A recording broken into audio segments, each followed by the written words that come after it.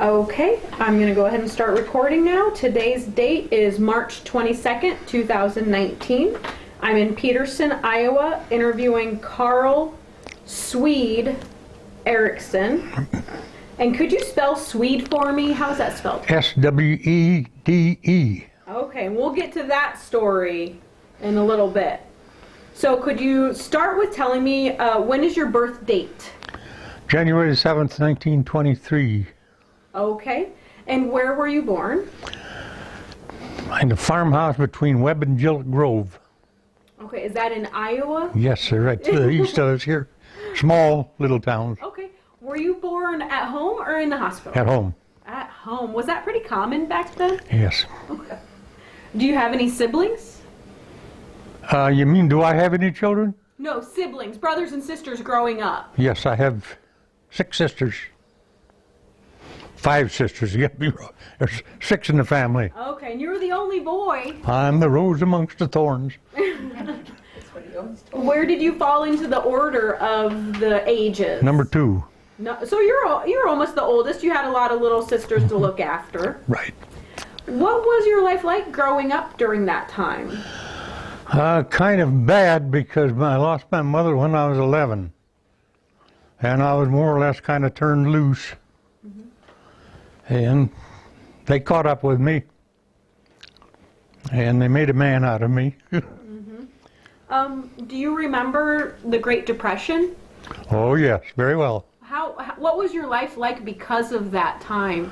I could remember my mother giving me a dime and sending me to town, which is only a quarter of a mile, to buy a loaf of bread, and I come home with 3 pennies.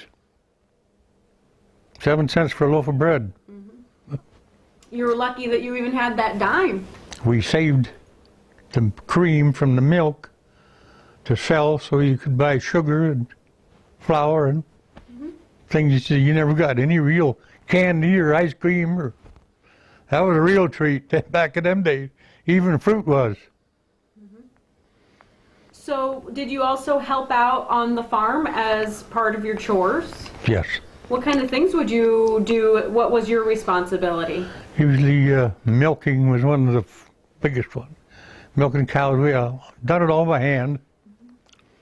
And always currying down the horses and putting harnesses on them. And Oh, what were the horses for? draft horses to go out and do the field work and plowing and cultivating. And Wow.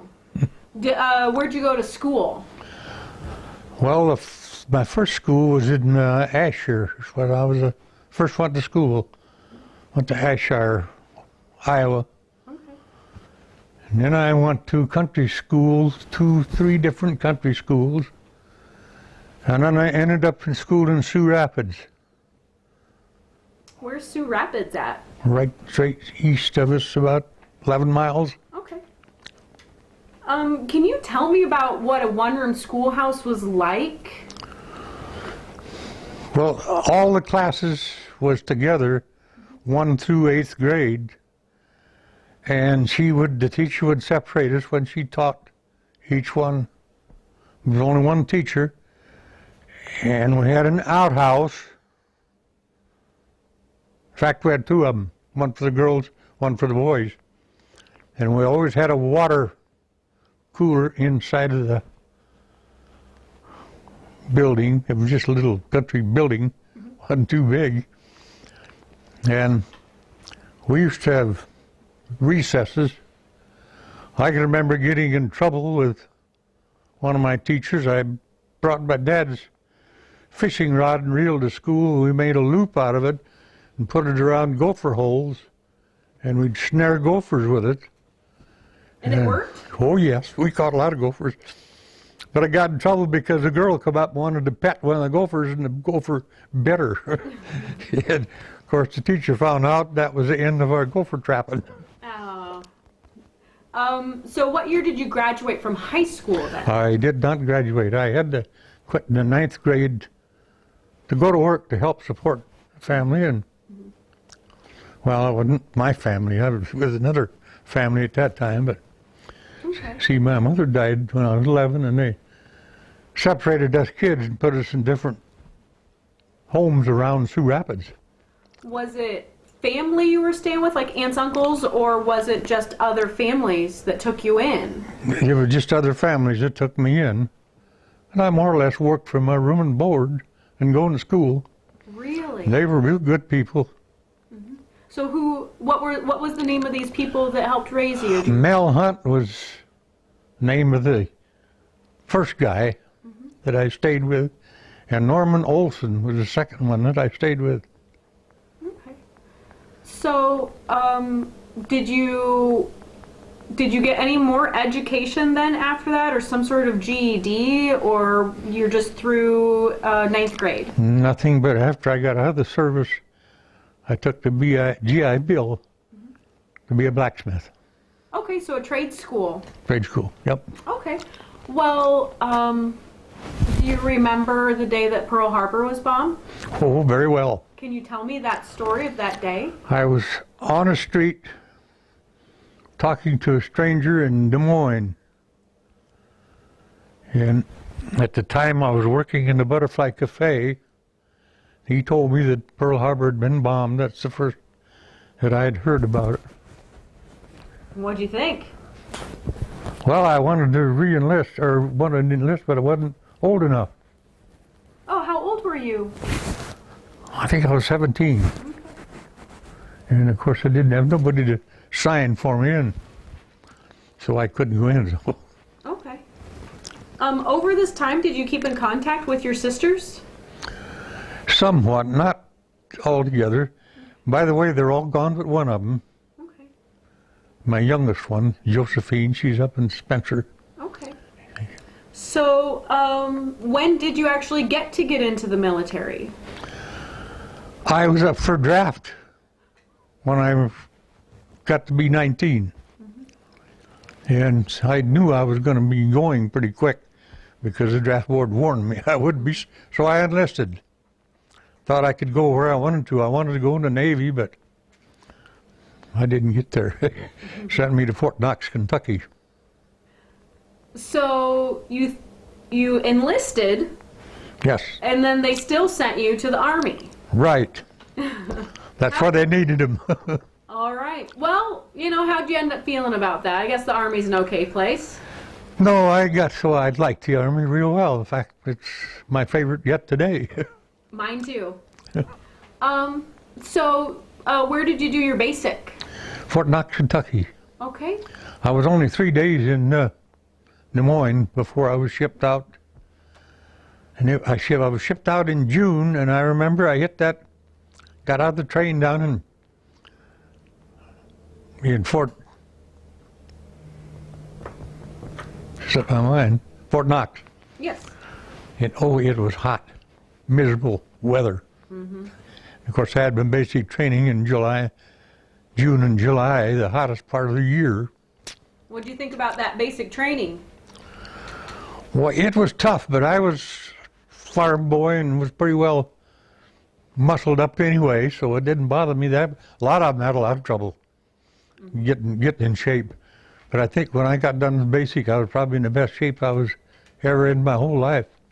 Well, could you tell a difference even then of who was a Midwest farm kid and who was a city kid who'd never done a lick of work in his life? Oh, yes. It's pretty phenomenal. It stood out real strong. City guys. So how about then did you go to an advanced training like an AIT? Yes, I was trained as a tank mechanic. That's probably what kept me out long enough so the Battle of the Bulge was almost over before I got there. Okay. So what kind of tank were you learning how to be a mechanic on? Sherman. The Sherman tank. Sherman tank, yep. Okay. Weighed about 44 ton. So when you were done with your AIT, did you have anything else to do before, or did you do anything else before you went overseas then, or did you go overseas right away? Quick as I was out of school, they sent me right away. Okay. How'd you get overseas? I went with another group of about 500 guys, and we went to Maryland, to a camp there. And then they took us from there up to New York and put us on the Louis Pasteur, a ship that belonged to the French people, but was converted to a troop ship that we used. About 5,000 of us aboard that thing, and I don't think there was a dry spot in the inside of it, because that North Atlantic was terrible. Waves, way. You start going up, you think you're at the top of it, and you keep going. Same way when you went down. How'd this farm boy like the ocean? I didn't get sick. Most of them on board that ship it stunk terrible, that whole ship did. How long did it take to get over to the other side of the Atlantic? We was 14 days on that ship. We had to wait 2 days outside of Liverpool for the tide to come in so we could, otherwise it was a 12-day. Zigzagged all the way across the Atlantic. That was, I found out afterwards, Dodge submarines. So where did you end up docking and getting off of the ship? Okay, I got off the ship at Liverpool, and I was put on a little English train and took directly across over to the Channel and taken across in little boats, and I landed at Le Havre, France. And there we was loaded in 6 GMCs and hauled off to replacement depots, they called them. Do you remember where your replacement depot was? I really don't. Yeah, a lot of times, half the time when you're in the back of one of those trucks, you have no idea where you're going anywhere. That's right. So what unit did you end up getting assigned to? I was assigned directly to Company A, the 43rd Tank Battalion in the 12th Armored Division. They were fighting in the Battle of the Bulge at the time, and I went in as a replacement. Do you remember what month or year it was when you got in country? Oh gosh, it seems like I spent Christmas. I spent Christmas on that ship, I believe. I don't really remember. It's been 73 years ago. Yeah, if my memory serves me correctly, Battle of the Bulge was the winter of 44. I think you're right. Okay. Yeah, that was when the Bulge was. Sure. Because then that was towards the end of the war. Do you remember what year you got into the military? I don't have my... Let's see, I was in 43. That's when I went in. Yeah, that makes sense. So, do you remember having a first impression of Europe, or... Le Havre, where we docked, is the first I seen of Europe, and it was blown to smithereens. There was just nothing left of it. And as we went across the country to this replacement depot, I seen a lot of buildings and stuff that were just hulks standing that had been blew up. By the Germans, I assume? Right. I got in on the last 3 to 4 days of the Battle of the Bulge. Glad I didn't get in on the first of it because my company was actually wiped out. That's probably why you were sent as a replacement. You were replacing somebody. Right. And then they pulled us back down and... Oh, wait a minute. Patton. See, I was in the 7th Army to start with under General Patch. And then Patton drew us out of the 7th Army and put us in his 3rd Army and sent us to the Bulge. And after the Bulge was over, he made us take all of our insignia and everything off. He didn't want the Germans to know that he had an extra division. So we got the nickname of being the Mystery Division. You didn't hear much about us because it wasn't in the papers or anything because we were mystery. And then, of course, they also had the nickname of a Hellcat Division. And I remember my first real heavy combat was driving a tank up and down behind spotlights. 2, 3, 4 o'clock in the morning all night, driving that thing back and forth. Why were you just driving back and forth? Patton was all ready to take off. And when we took off, we never had no sleep or anything.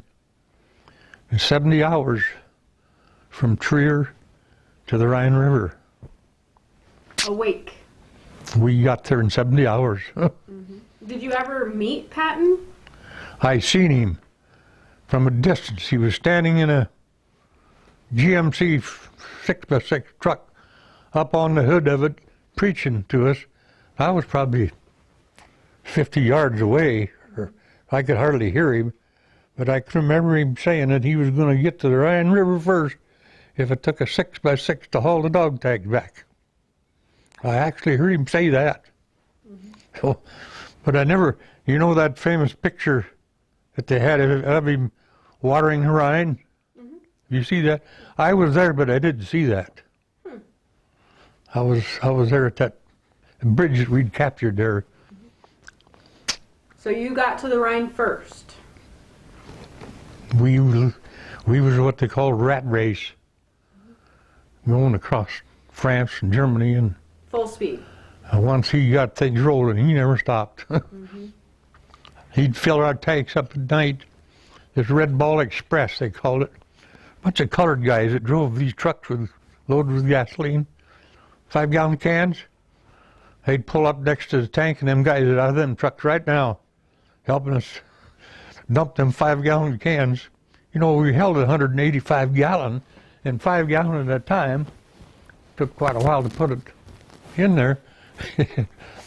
And them boys, they got out of there right now just as quick as they could get going. So if you could educate me a little bit on what was even the point of trying to get there first or quickly? Yeah, I think it was Patton's way of running an army. He had to go. I can't see any other reason why. Of course, we had people, these little towns that we'd come to, there'd be white flags hanging out in the windows and stuff. We wouldn't bother them, we'd just go right on. But where there wasn't no flags or anything, he'd back off and call the artillery up and blow them to pieces. Wow. And go around them. Did you ever interact with any of the local people, civilians? Oh, yes. What was that like? I couldn't speak their language. I kind of learned a little bit of it, but you really couldn't talk to them. Were you mainly in France? Mostly in Germany. Germany, so Yep. German? Yep, quick as we went through the Maginot Line, we was in Germany, and I was... That's right, by the Battle of the Bulge, you guys were pretty far east. Yep. Were they friendly, though, the locals or the civilians? The French people were real friendly, but they were dirty people compared to the German people. I mean, how they kept their houses and stuff was altogether different. And when you walk down the streets, like over in Nancy, people would step behind a partition and go to the bathroom, out in the open. Really? Yeah. In France? Yep. Huh. You didn't see that in Germany. You did see a combination of houses built onto the barns, so they were all one unit, and they used the heat from the cattle and stuff to help warm the house and stuff. But over in France, those houses were stinky to go into. They smelled like cow manure and stuff. Over in Germany, no. They had them trained, the cows and the cattle trained before they put them in there, that they didn't mess up that place. Wow, that's So pretty neat. it was actually pretty clean compared to France. So what would your job be as you're going across the countryside as a mechanic? I have a little story that goes with this. Okay. When I first come in, there was 8 of us around a round table. This company commander was a brand new commander because the one before him was killed. The Battle of the Bulge there. He asked our MOS numbers, that's what we were trained for. And I told him I was a mechanic and thought I'd ought to be in the rear echelon to fix them. Come around the second time, he said, if you can fix them, you can drive them. So I was a tank driver. Okay. I jumped from a private to a technician 5th grade. Wow, that's a pretty nice promotion It was, to be a driver. yeah, I jumped private first class. I jumped that and went right on it. Then after I got the war was over, I made buck sergeant. Hey, that's pretty good. Yep. So what kinds of interesting things would you see that stand out in your mind? I seen my first spin dryer for clothes over in Germany. We never had them in this country at that time. And I also seen an electric plow where they had poles with wires up above, an electric motor pulled the plow, and then get to the other end and automatically trip and go back the other way. I bet you thought that was pretty cool. And another thing that got me was the men were all at war, so the women, they had these little sticks with a tapered deal on them, and they'd have them full of hay, and they'd have a strap around them and have a hook on, and they'd be carrying that hay back up and putting it in their barns for their cattle and stuff. It was a hard work. I mean, and women. Oh, yeah. So were you in any other units or division during this time? No, but the whole 12th Armored Division was transferred from the 7th Army to the 3rd Army and back to the French Army and then back again to the 7th. So I was in the 7th when the war was over. Okay. So you were in the same outfit, but just kept getting changed your name. Right. Mm-hmm. Did you have any buddies over there? Any friends? Oh, yes. Yeah, tell me about those guys. Well, I had one that was, he was a loader for a big cannon. His name was Romanelli, and he came from Brooklyn, and he owned a fleet of limousines that he rented out for weddings and funerals and so forth. And his wife, I swear, wrote him a letter every day that she couldn't get any gas to run the limos during wartime. Ration. And he got a jar of spaghetti and meatballs one day. Mm-hmm. Or she sat down and ate most of them. He speared a meatball and handed said, "Here, have this." I couldn't get my breath for 5 minutes. That was the hottest thing. Oh, it was spicy? Oh, man. Was it hot? Well, did you ever do any mail? Get any mail or send Oh, anything yes. home? Oh, yes. Yeah? Who were you sending mail to? My wife. You're Yeah, being- she'd write to me. Not me. I'm a second wife. I lost my first wife, yeah. Okay. The my wife was short. Okay.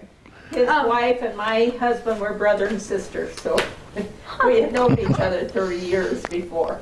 Okay. So But would you you- were sending mail. You were being a good husband, sending I am. mail back. Did you get any mail from anybody else? No, No? No, Care I didn't. packages? not that I can recall anyhow. Just from her. How did you feel about your job? Even though you were a mechanic, you got to be a driver. Did you enjoy that? Yeah, I got to be a good driver, too. What makes a good driver? That pays attention to the tank commander. I remember him. I lost a tank and a crew, and they reissued me a new one. Company commander sent me down to pick it up, and we come back with it, and I just knew I was going to get to be a tank commander.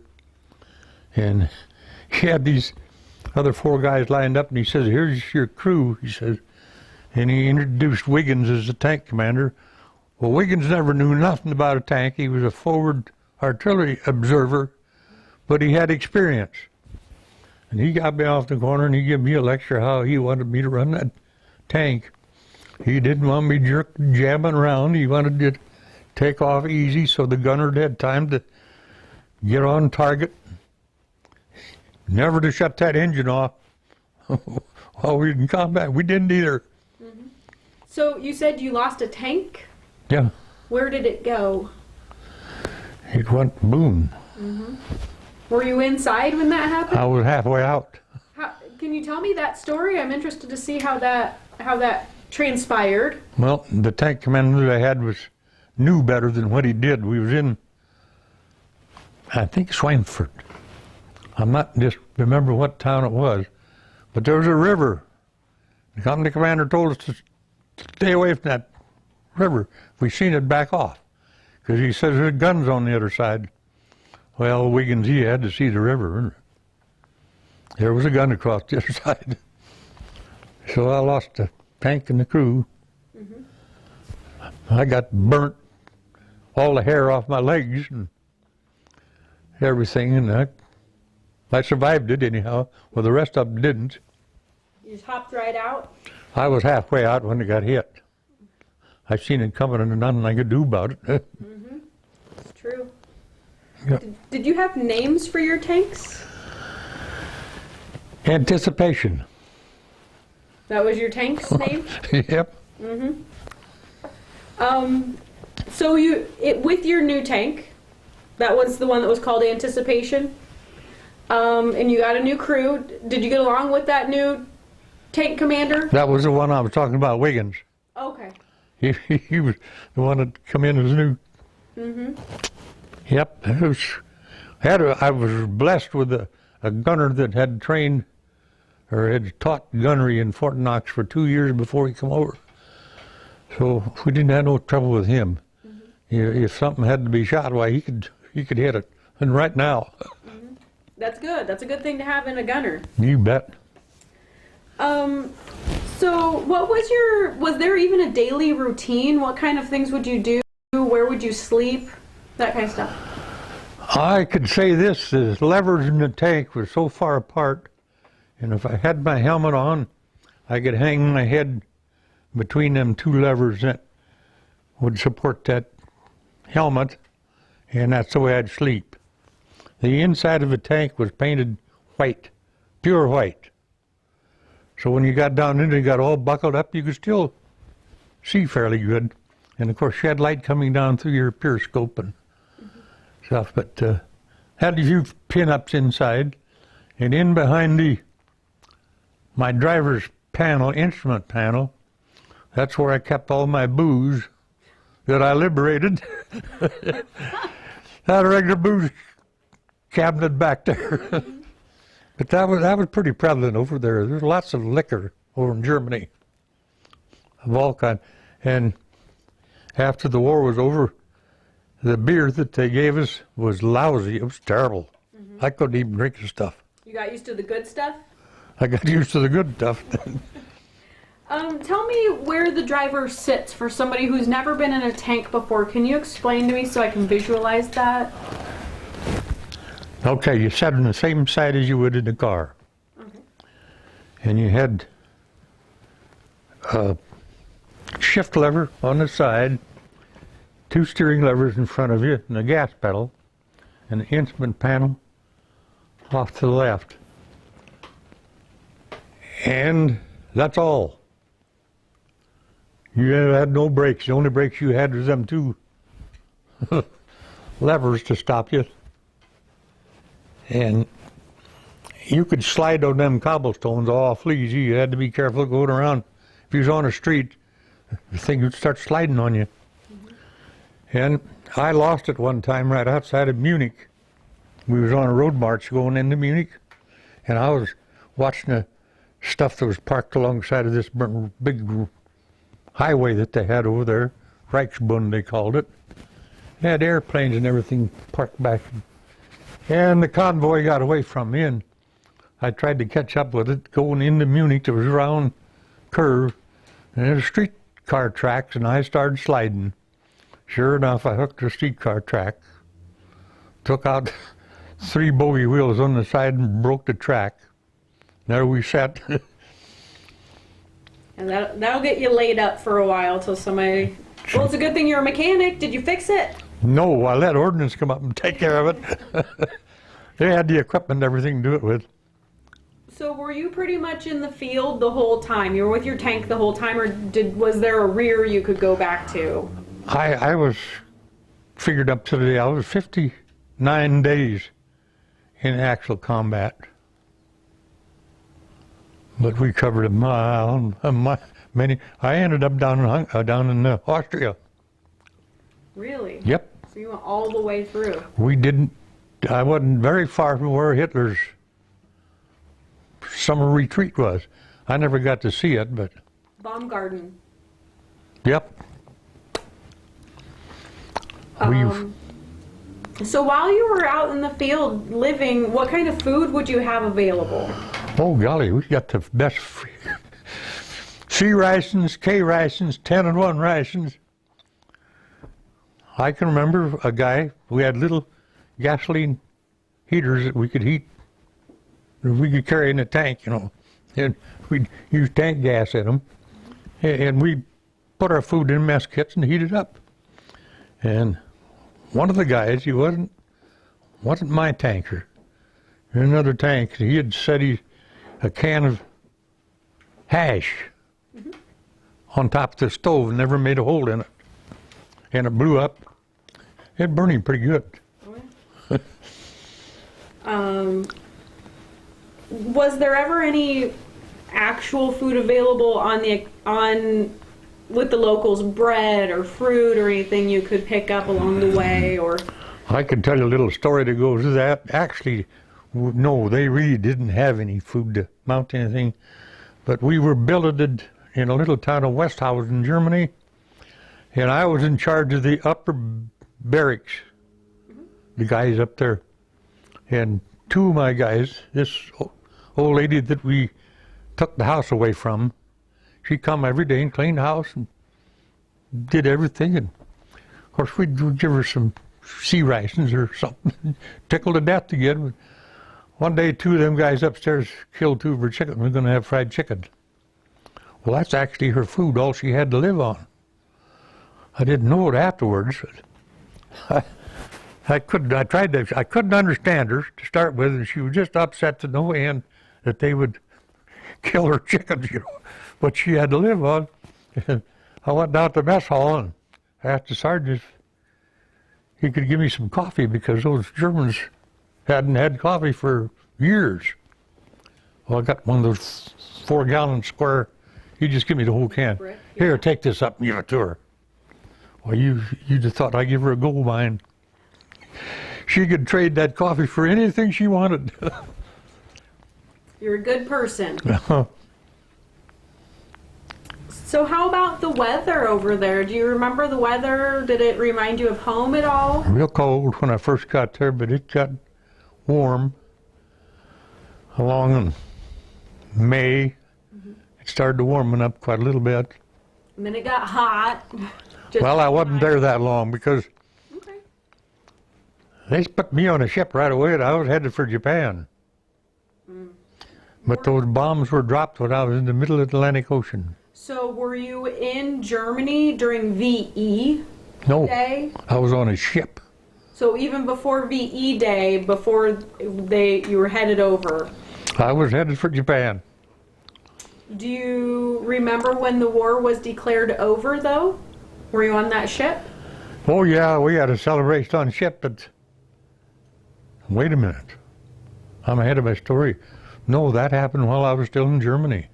Okay, yeah. Because tell me that story then. Because I got close to an old German over there that had some Getaffelschnaps. What? Bless you. What?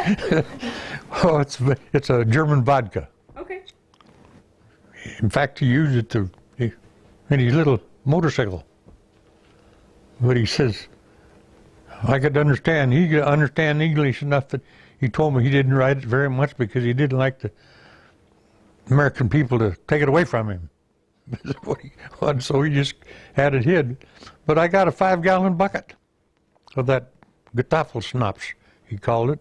5 gallons of schnapps. And I took it down to the mess hall, give it to the mess sergeant, and they had a party that night, including me. And next morning at a reveille, when I was supposed to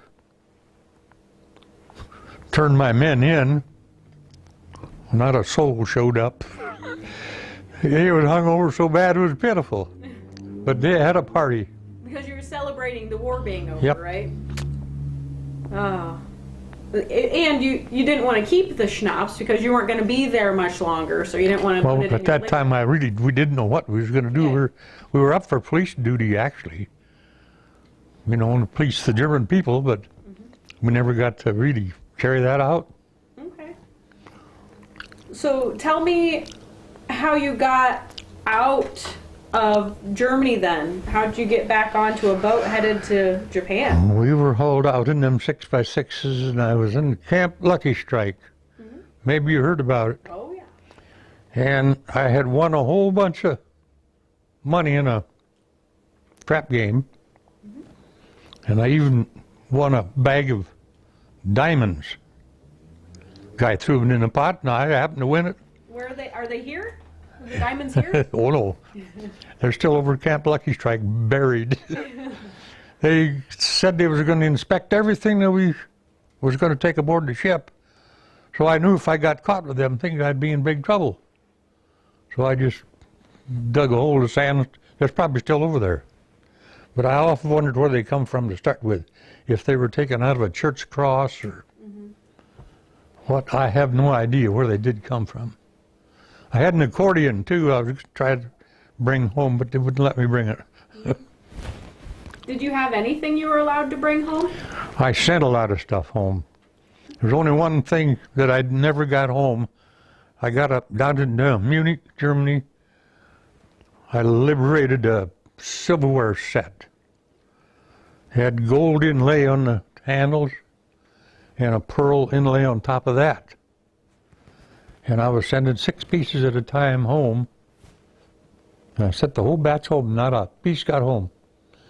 I sent home 5 or 6 firearms, pistols, and they all got home. So somebody that was inspecting the mail before it went decided he wanted the silverware. He's got a whole set. Evidently. Is there any day or story that stands out in your mind as something that you really remember? Something that I'll never forget. We liberated one of those knockout type camps. Okay. And I was the second tank in through the gate. No Germans around nowhere, but these terrible looking people, just skin hanging on bones. They had them striped uniforms on, and the company commander on the radio yelled at us to stay put. Don't get out. He says, looks like they got some kind of a disease here. Little did we know they were starved to death. We were only there about 2 hours. 2 of them walked across the front of my tank and had their arm around each other. Of course, I had my stash of booze, and I handed them a jug. The company commander got on the radio, who in the hell gives that stuff to them people? You'll kill them. That was the end of that. I don't know whether I did or not, because we had to move out. We were still fighting, you know. Do you remember the name of the town or the name of the location at all? Landsberg. Lunchburg? Landsberg. Lounsburg. And then did you report it so that... No, we left that up to the officers to... Okay, but it was reported and they... I heard afterwards an infantry unit, the 43rd Infantry Unit, was following up, and they went into town and got a bunch of people and give them shovels and let them start digging graves. Because these bodies, dead, rotten bodies, a lot of them had been cremated and burnt. It was terrible. I'll tell you how terrible it was. My boys took me down to my outfit down in Abilene, Texas. They got a museum down there. And I spent probably 2-3 hours looking at all the memorabilia that guys had sent to it. And even had my name in the brick on the floor down there. When I got to that Holocaust room, I could smell it. And it was nothing but up here. My kids said I turned white. It was horrible. Can't believe a human being could be that cruel. How about any other stories? Does anything else stand out in your mind of... I mean, you can even tell me good stories, funny things that happened. We can talk about that as well. I don't mind. Oh boy, it's been a long, long time ago. Yeah, we had a lot of good times. Did you ever get into any trouble with your friends, maybe? Well, I got in a fight a couple of times, but boozing, you know. I was going to whip my tank commander one time, but I got whipped instead. Did you ever have any time to have a day off or do your laundry or anything like that? That was something else. I wore them first set of clothes, I bet, probably 3 months, and they were wool, because it was winter clothes. And when it come time to wash them, I didn't know they'd shrink. I had to go get new ones. And then they'd put some tanks up on some posts and filled it up with water and let the sun warm the water. That's how we got our baths, which was few and far between, but we all stunk alike. So you said that you then left Europe and were headed to Japan. What happened during that time that you were like, oh, well, I guess we're not going to Japan? How did you even find out?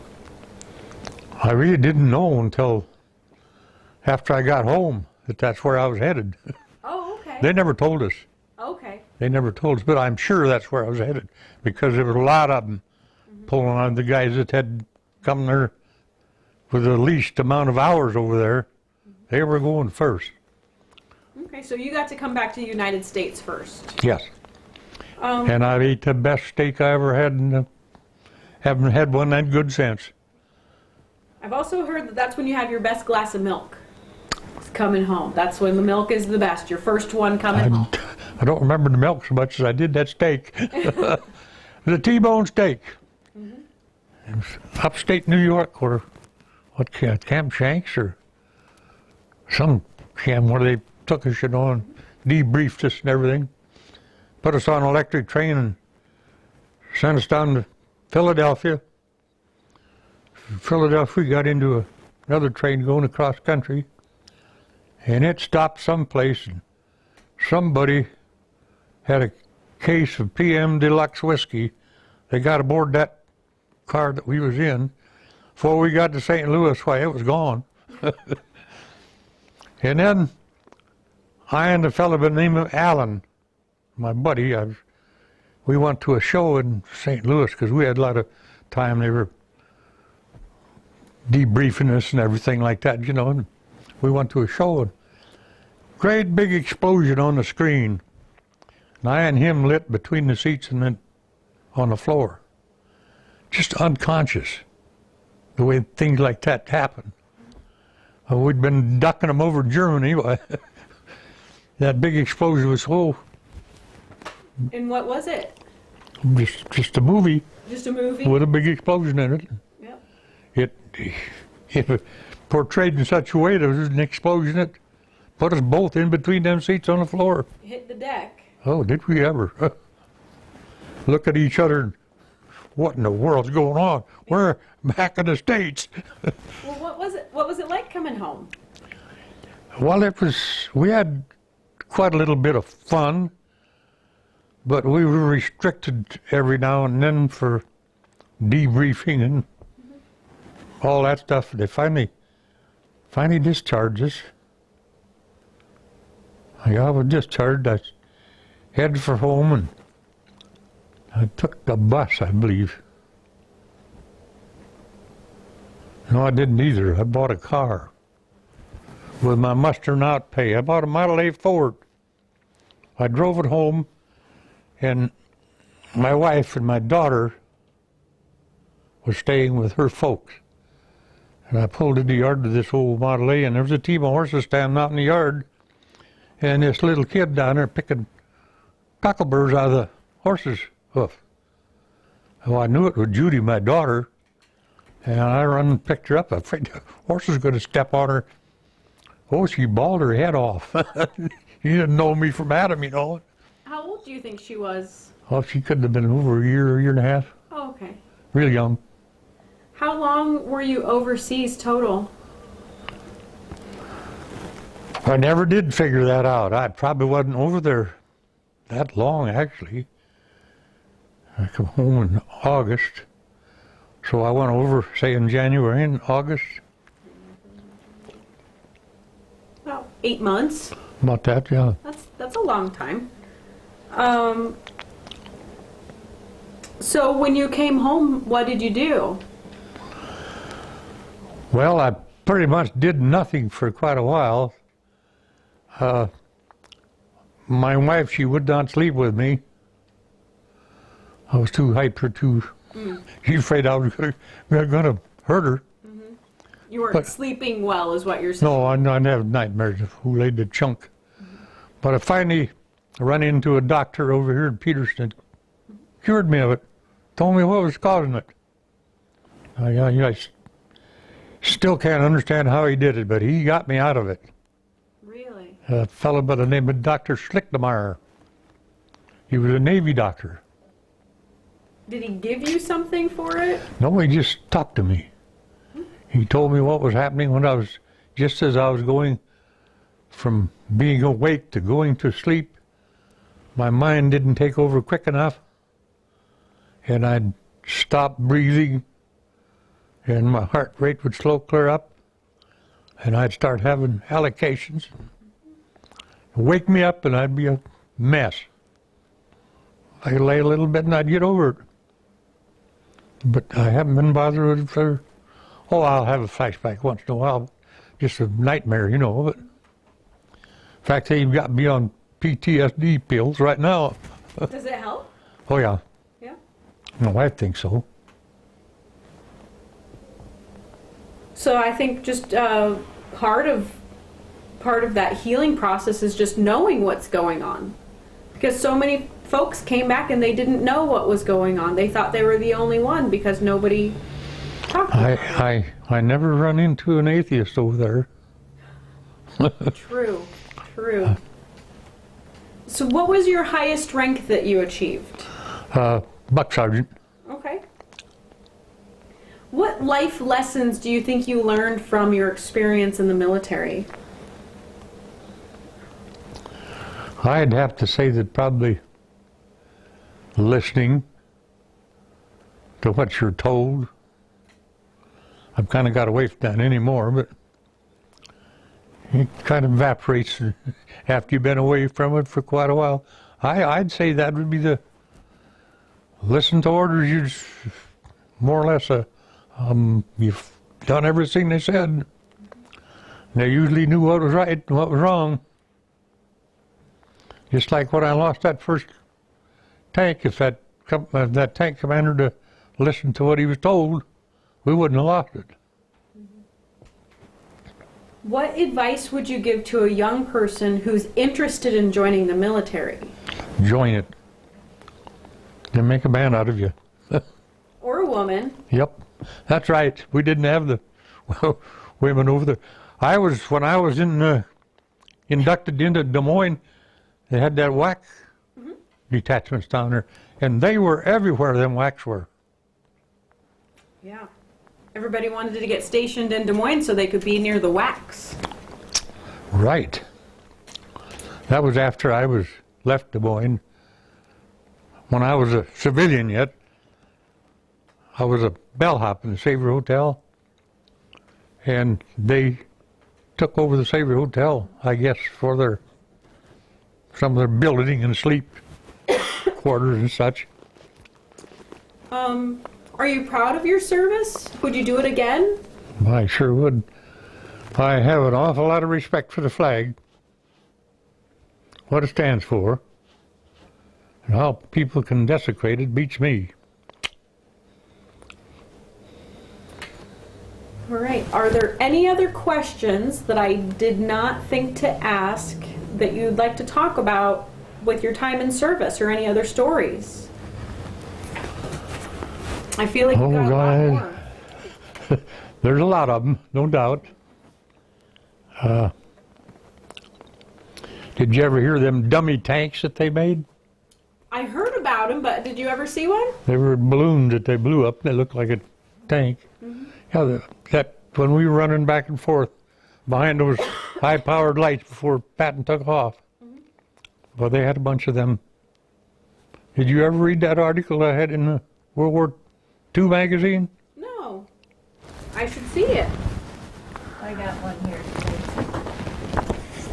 Oh, we forgot to ask you why your name's Swede. Oh, I'll be darned if I know. Is that you? Oh no, that's the tank commander. I'm down below driving. Is that your tank though? No. No. There is a picture of it on in there. Crossing Germany. Tearing across Europe in a tank. That's it. Sergeant Carl Erickson fought World War II as a tank driver. That's you. Yep, that's me. Okay, so tell me about how you got the name Swede. My dad comes from Sweden. Okay. That's the only answer I can give you. I don't know how it comes otherwise. When I bought my first blacksmith shop out in Albert City, there was another fellow down there by the name of Swede Schilgelid. Well, I was Swede number 2 down there until he moved out. But I don't know where that come from, but I've carried it with me ever since I was in high school, I think.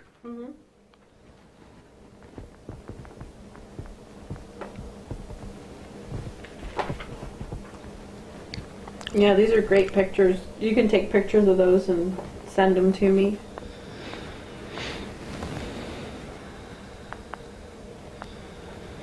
I'm gonna look.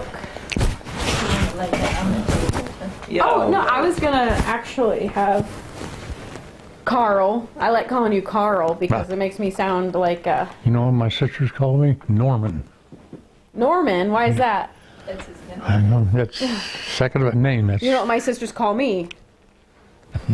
You don't want to know. late for supper. No, never. Never. So which one of these is you? That's when I was first inducted. Well, look at all those. Look at all that. What's all that? Well, that's my shooting rifles and machine gun and no. I had a whole bunch of that stuff. Are you this handsome guy here? I'm him. That was taken by a looted camera outside of Würzburg, Germany. Liberated. Look at them clothes, how they sag and they're no crease in them, no nothing. So are these also your pictures? Yeah, when we went through the Valley line, I think that's what it is there. And this is a Sherman tank? That's a Sherman M4A3. There's the E8 there. That's the new version of the Sherman. Okay. There's them balloons. Oh, yes, I do see that. All right. Morford, I'm going to turn this towards the camera if you can make sure that it's in focus so I can use these later in the video if I need to. You can just zoom in and make sure it looks good, and then I'll flip the page and grab the video from it later. Now I can press photo on here. Oh, it's fine. You can include it in the interview, and I'll grab it later from the Do you get to interview a lot of veterans? one or two. Do you get interviewed by a lot of young girls from Des Moines? No, not too many. You're the first from Des Moines. Then one more page, and then I think that's going to be it. That was the most lucrative job I ever had in my life. The military? Bellhop. Bellhop. Why is that? Okay. Well, I tell you, being a bellhop is something else. Had all Well, kinds that's a of nice hotel. Safe Well, for- back in them days, we didn't have liquor in Iowa. Oh. But you did. Well, the bell captain did. I wasn't old enough, but If I learned one thing about Swede in the last hour is he knows where to find the alcohol. yep, I don't use it much anymore. I was kind of hard on it when I first come home, but got over it. All right. Well, I think we're done unless anybody else knows any stories that we didn't talk about that you think should be in it. All right. We'll stop recording then. We're done with that portion. I've got a